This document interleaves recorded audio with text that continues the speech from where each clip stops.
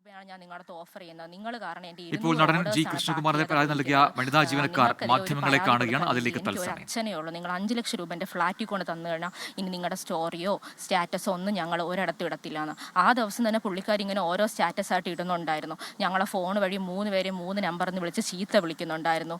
അതിൻ്റെ ഇടയ്ക്ക് ദിവ്യയുടെ അടുത്ത് വിളിച്ചിട്ട് എൻ്റെ ഹസ്ബൻഡിനെതിരെ കള്ളക്കേസ് കൊടുക്കുമെന്ന് പറയുന്നുണ്ടായിരുന്നു.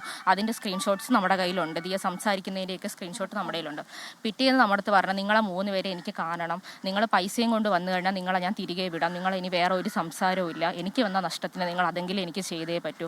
കാരണം ഇപ്പോൾ നിങ്ങൾ ചിന്തിക്കും നമ്മൾ എന്തിനാണ് അപ്പോൾ പൈസ കൊണ്ടുപോയെന്ന്. കാരണം ഇവർക്ക് ഇത്രയും പേയ്മെൻറ്റ് വരുമ്പോൾ നമ്മളിപ്പോൾ മന്ത്ലി അവർക്ക് ഒരു 30,000 രൂപ 40,000 രൂപ കൊടുക്കുമ്പം ദിയ നമുക്കൊരു ഇൻക്രിമെൻറ്റ് പോലെ നമുക്കൊരു 5,000 6,000 രൂപയൊക്കെ ഞങ്ങൾക്ക് സാലറി കൂടാതെ ഞങ്ങൾക്ക് ദിയ തരുമായിരുന്നു. അപ്പോൾ ദിയ അങ്ങനെ തരുന്നതുകൊണ്ടാണ് ഞങ്ങൾ ആദ്യം അതിനെപ്പറ്റി ചിന്തിക്കാതിരുന്നത്. പിന്നെ ഷോപ്പിലുള്ള എല്ലാ ഇൻ്റർനാഷണൽ ഓർഡേഴ്സും ഞങ്ങളുടെ അഡ്രസ്സ് ഉപയോഗിച്ച് അയക്കാൻ തുടങ്ങിയപ്പോഴാണ് ഞങ്ങൾക്ക് ഈ പ്രശ്നം കുറച്ച് പ്രശ്നമാണെന്ന് തോന്നി തുടങ്ങിയത്. കാരണം എല്ലാത്തിനും നമ്മുടെ അഡ്രസ്സാണ് ഉപയോഗിക്കുന്നത്. ദിയയുടെ പേഴ്സണൽ കോൺടാക്റ്റോ ദിയയുടെ ഒരു കാര്യങ്ങളോ ദിയ ഒരിടത്തും ഉപയോഗിക്കത്തില്ല. എന്നിട്ടാണ് ദിയ നമ്മളെ ഫ്ലാറ്റിൽ വിളിച്ച് വരുത്തിയിട്ട് പറയുന്നത്, നിങ്ങൾ 5 പേരും എൻ്റെ ഹസ്ബൻഡ്, പുള്ളിക്കാരുടെ ഹസ്ബൻഡ്, ദിവ്യ, പുറത്ത് ഇതാരെ അറിയിക്കരുത്, ഈ കോൾ റെക്കോർഡ്സ് എല്ലാം നമ്മുടെ കയ്യിലുണ്ട്, നിങ്ങൾ വരണം, നിങ്ങൾ വന്നു കഴിഞ്ഞ് കഴിഞ്ഞാൽ ഞാൻ 5 ലക്ഷം രൂപയും വെച്ച് നിങ്ങളെ ഒന്ന് എനിക്ക് കണ്ടാൽ മതി, വേറെ ഒരു ആവശ്യമില്ല, ഞാൻ കണ്ടിട്ട് നിങ്ങളെ വിടുന്നതായിരിക്കും, ആ പൈസയും മേടിച്ചെന്ന് പറഞ്ഞ് ദിയ ആർക്കോൺ പ്രീമിയർ എന്ന് പറയുന്ന ദിയയുടെ ഫ്ലാറ്റിലോട്ട് ഞങ്ങളെ വിളിച്ച് വരുത്തുകയും രാവിലെ 10 മണിക്ക് എത്താനാണ് ദിയ നമ്മുടെ അടുത്ത് പറഞ്ഞിരിക്കുന്നത്. അവിടെ നിന്ന് ഞങ്ങൾ എത്തിയതിന് ശേഷം ഞങ്ങളുടെ നിന്ന് പൈസ വാങ്ങിയതിന് ശേഷം ദിയയുടെ വീട്ടുകാർ ഓരോരുത്തരായിട്ട് വിളിക്കുകയും അവരെല്ലാവരും ഓരോ കാറിലായിട്ട് വന്ന് ഞങ്ങളുടെ അനുവാദം ഇല്ലാതെ അവർ 5 പേരും 5 സൈഡിൽ നിന്ന് വീഡിയോ എടുക്കുകയാണ്. ദിയയെ സംബന്ധിച്ചിടത്തോളം ഇത് ഞങ്ങൾ അവൾക്ക് യൂട്യൂബിൽ നാളെ ട്രെൻഡിങ് വണ്ണാകുമ്പോൾ ഒരു കണ്ടന്റ് മാത്രമാണ്. എന്തുകൊണ്ട് ഞങ്ങൾ ഇതുവരെയും പുറത്ത് വന്നില്ലെന്ന് ചോദിച്ചാൽ ഞങ്ങൾക്ക് അങ്ങനെ ഒരു പബ്ലിസിറ്റിയുടെ ആവശ്യമില്ല. ഞങ്ങൾ ലീഗലി മൂവ് ചെയ്യാൻ തന്നെയാണ് ഇത്രയും നാളെ ഞങ്ങൾ വെയിറ്റ് ചെയ്തത്. അതിൻ്റെ കാര്യങ്ങൾ നടക്കുന്നതാണ് ഞങ്ങൾ വെയിറ്റ് ചെയ്തത്.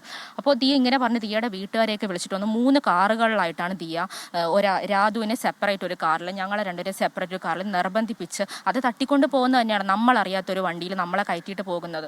ഞങ്ങളുടെ സ്വന്തം വണ്ടിയിൽ പോലും വരാൻ വിടാതെ അവരേതോ ഒരു ഓഫീസിലാണ് ഞങ്ങളെ കൊണ്ടുപോയത്.